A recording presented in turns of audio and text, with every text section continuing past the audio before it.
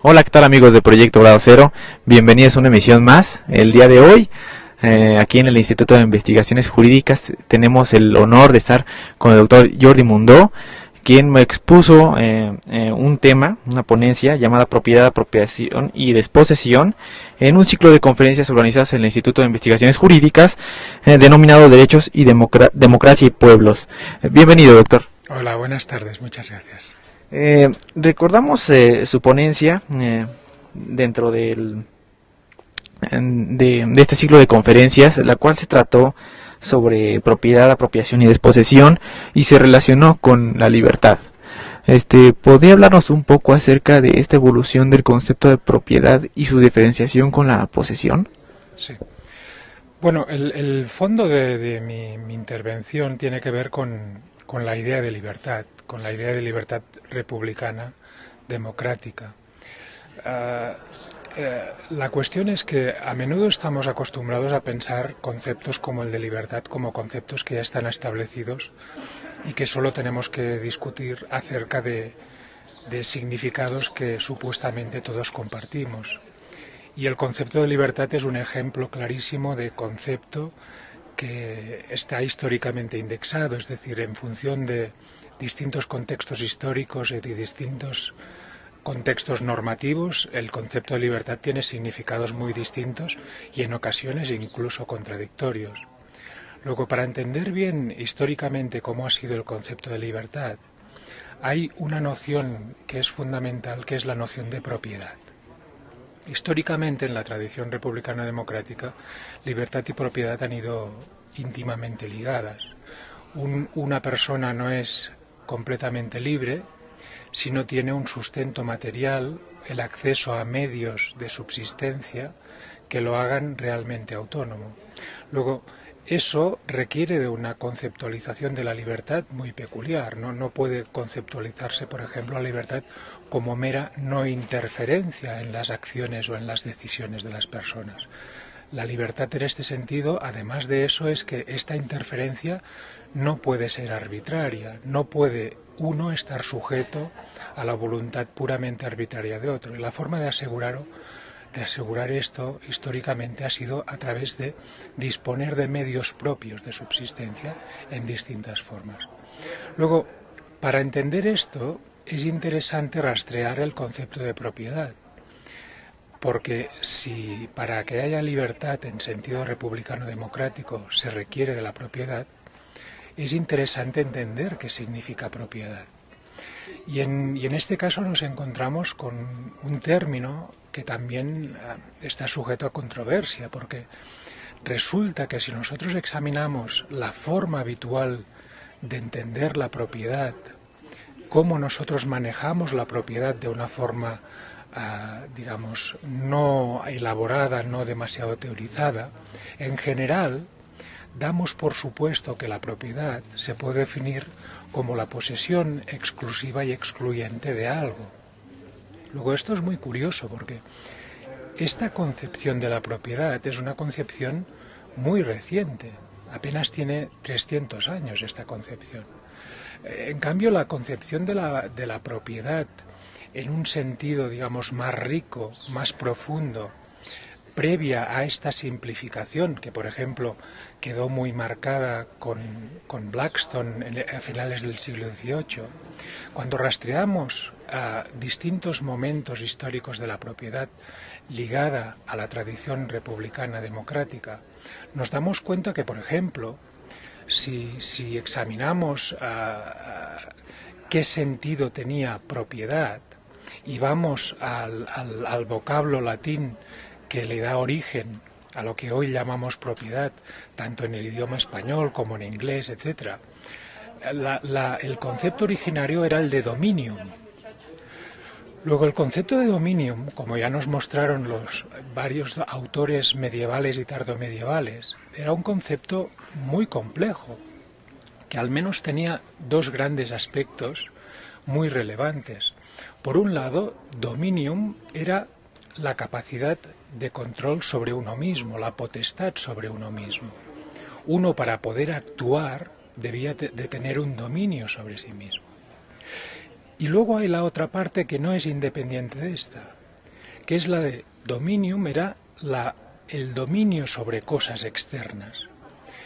Es interesante darse cuenta de que desde hace mucho tiempo, en nuestro contexto histórico-cultural, la noción de propiedad ha acabado restringida a la pura noción de posesión de cosas externas y hemos abandonado aquel elemento constitutivo de la propiedad, que era que para que hubiera propiedad, para que se pudiera poseer algo, primero uno tenía que tener capacidad sobre sí mismo, lo que en el derecho romano, por ejemplo, era el sui iuris, alguien que tenía capacidad jurídica por sí mismo, ¿sí? Luego, la pérdida de esa concepción de la propiedad, su restricción a ese mínimo tan elemental de que la propiedad solo es algo que es una posesión exclusiva y excluyente, impide comprender adecuadamente que para una determinada tradición de la libertad se requiere recapturar, por tanto reconceptualizar la noción de propiedad e integrar ese elemento más amplio que tiene que ver con la autonomía de los individuos, con la capacidad de autodeterminación de los individuos. Ese era el fondo de lo que yo quería contar, con muchos otros aspectos que en un pequeño resumen son muy difíciles de trasladar.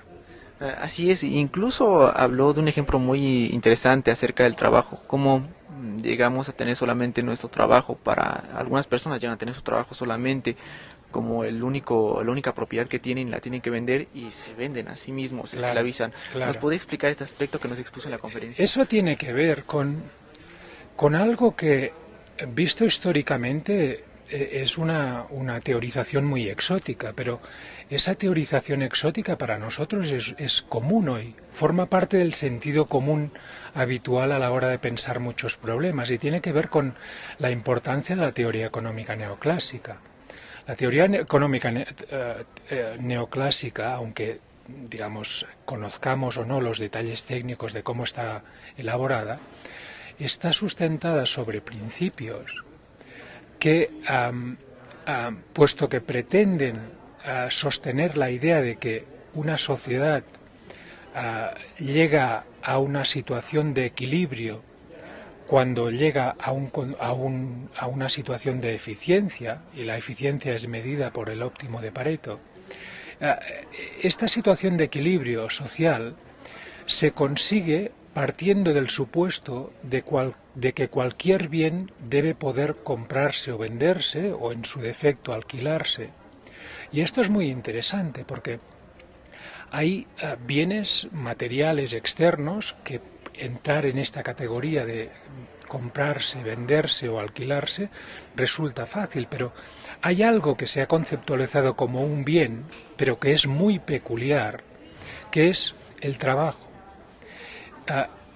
En la medida en que la teoría económica neoclásica ha conceptualizado el trabajo también como un bien, el trabajo, por tanto, puede comprarse, venderse o alquilarse, ¿sí? Luego, resulta que si nosotros analizamos a fondo los principios de la teoría económica del bienestar, que es la consecuencia, digamos, la teorización más importante de la teoría económica neoclásica, nos damos cuenta de que esa teoría no impide que uno pueda comprar y vender libremente trabajo, e incluso uno podría vender completamente su trabajo a cambio de un salario. Realizar eso, que el modelo permite, e incluso si eso permite llegar a la eficiencia, el modelo fomenta, realizar eso técnicamente es equivalente a un contrato de esclavitud. Luego, es bien interesante, aunque parezca un argumento llevado al límite, es bien interesante cómo la teoría económica neoclásica, en sus bases conceptuales, no prohíbe la esclavitud voluntaria o involuntaria, no prohíbe la compra-venta de votos, no prohíbe la compra-venta del derecho de ciudadanía, etcétera, etcétera, etcétera. Luego, la teoría económica neoclásica es convergente con esta idea de la propiedad como algo exclusivo y excluyente, porque se plantea como un problema impolítico el comprar o vender. Ha quedado vaciada de contenido político. Luego, en la medida en que es así, acepta la compraventa de cualquier elemento como algo lícito o incluso necesario para llegar a la eficiencia. Luego, aquí estaría, digamos, un elemento que ha reforzado esa idea de que la propiedad hoy, para nosotros, es una posesión exclusiva y excluyente. Sí, es una problemática interesante e incluso nos lleva a interpretar usted a un autor, John Locke, ¿Sí? En los orígenes de su teoría, ¿no? Y él lo maneja generalmente como parte del liberalismo, aquel mencionaba individualismo posesivo, Claro. en donde todo lo reduce él a la protección de la propiedad, Claro. pero usted nos da algunos elementos para poder interpretarlo correctamente. ¿Nos podría platicar de ello? Correctamente no lo sé, al menos aportar elementos añadidos a cierta interpretación estándar, sí, digamos, esa sería la idea. Puede parecer un poco una provocación casi fuera de lugar decir que Locke ha sido mal interpretado y que en muchos aspectos es absolutamente erróneo tratar a Locke como liberal.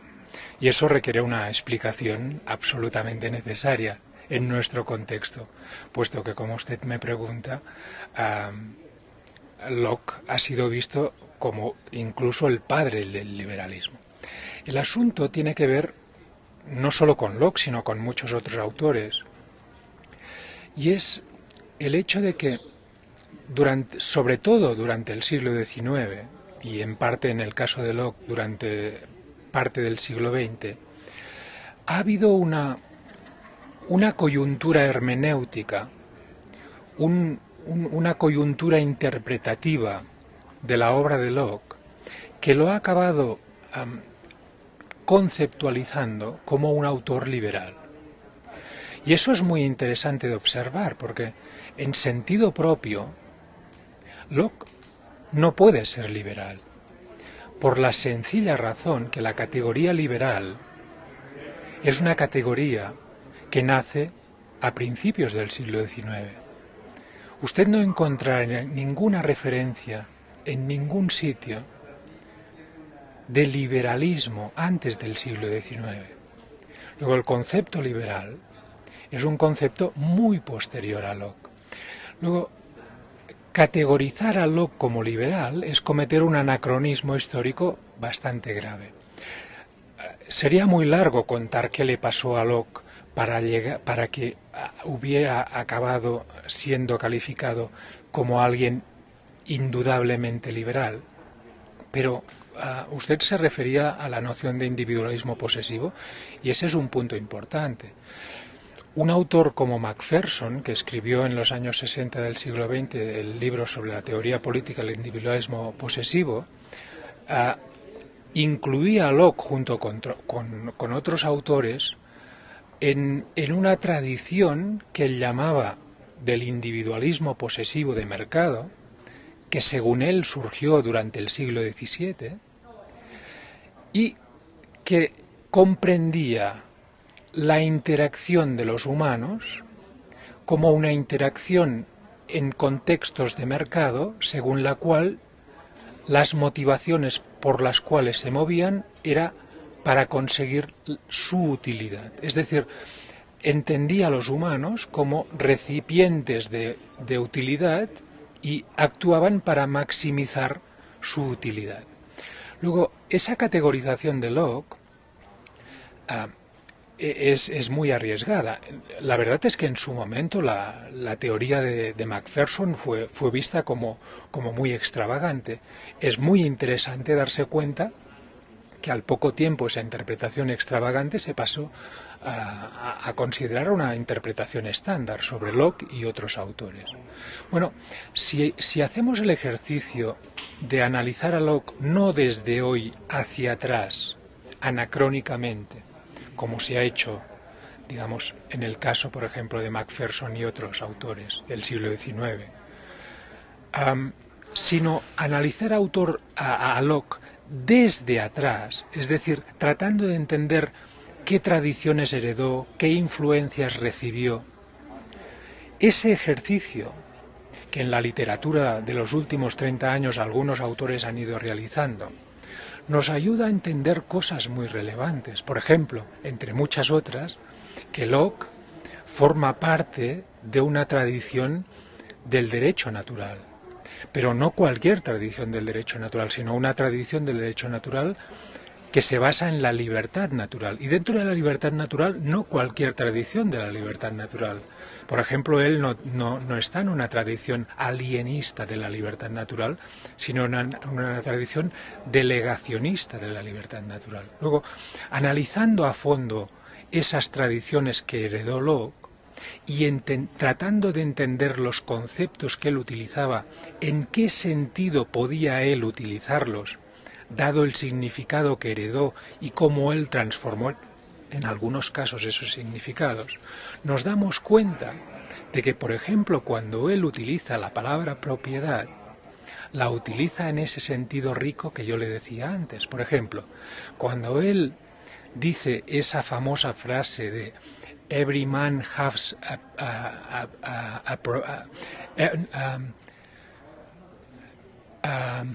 every man has a property in his own person. ¿Sí? Cuando él dice eso, si nosotros tratáramos hoy, como se ha tratado repetidamente, de entender esa noción de property, de propiedad, cada persona es propietaria de sí mismo, dice esa frase. Entender esa frase en sentido reduccionista de propiedad como algo exclusivo y excluyente sería tanto como decir, como han dicho algunos autores, que Locke está sosteniendo la idea de que uno es un propietario absoluto de sí mismo y por tanto puede hacer con sí mismo lo que sea, incluso venderse como esclavo. Para Locke sería incomprensible esto. Como traté de mostrar ayer, y eso es algo más prolijo de explicar así brevemente, hay autores coetáneos de Locke y algunos que escribieron con posterioridad a Locke, pero que aún entendían el ambiente conceptual en el que Locke escribió, que cuentan claramente que para Locke la noción de propiedad no era sólo la posesión de bienes externos, sino que también era la vida, la libertad, el cuerpo, etcétera, etcétera, etcétera. ¿Sí? Como dice Jean de Bergerac, un jurista francés que comentó su obra en el 1706, este señor Locke habla de propiedad refiriéndose a todo tipo de derechos.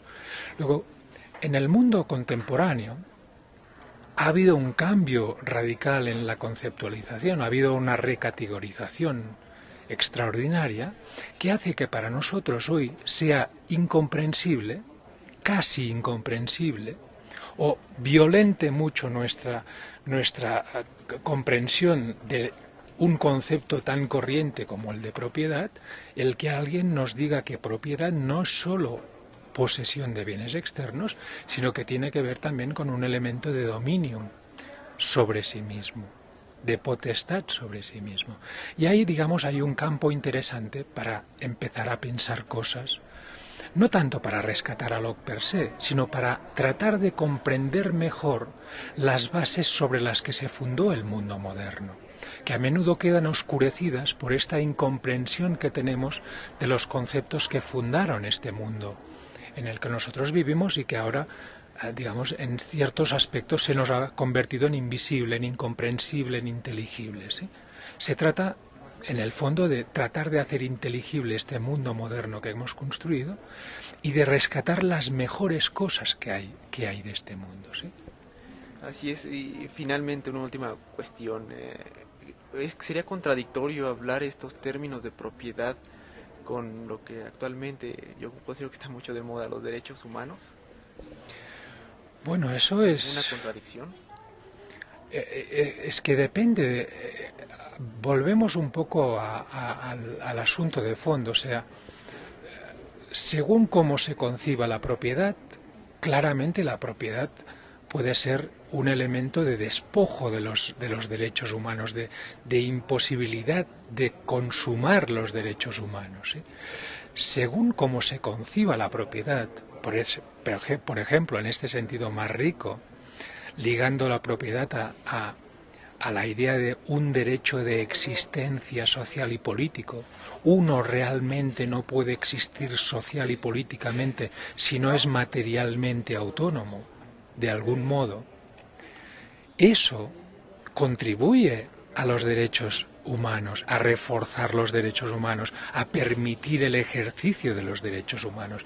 Si no, puede que defendiendo una noción muy reduccionista de propiedad, uno acabe con una declaración puramente retórica de derechos humanos, en la cual uno lo que haga a través de la propiedad sea depender de otros. Lo que haga es seguir permitiendo la acumulación en pocas manos de los recursos sociales y económicos que tenemos, ¿sí?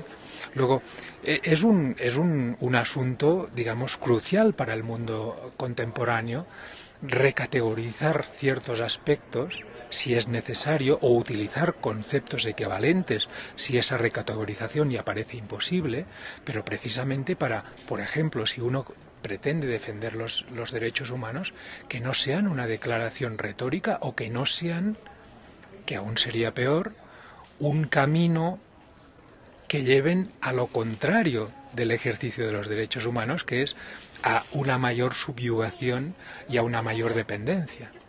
De lo que se trata es de lo contrario, de que si defendemos los derechos humanos será para fomentar la existencia social de los individuos, para que sean más autónomos, para que puedan autodeterminar sus vidas. Esa sería la idea. Doctor, pues muchas gracias. Esta plática nos ha servido mucho, especial a los estudiantes de Derecho, que es a donde más llegamos, para pues recomponer estas ideas y reflexionar sobre la propiedad, la libertad, especialmente, y lo que les gusta ahorita, ¿no? Los derechos humanos. Le agradecemos mucho por esta charla. Agradecido a ustedes. Muchas gracias. Hasta luego.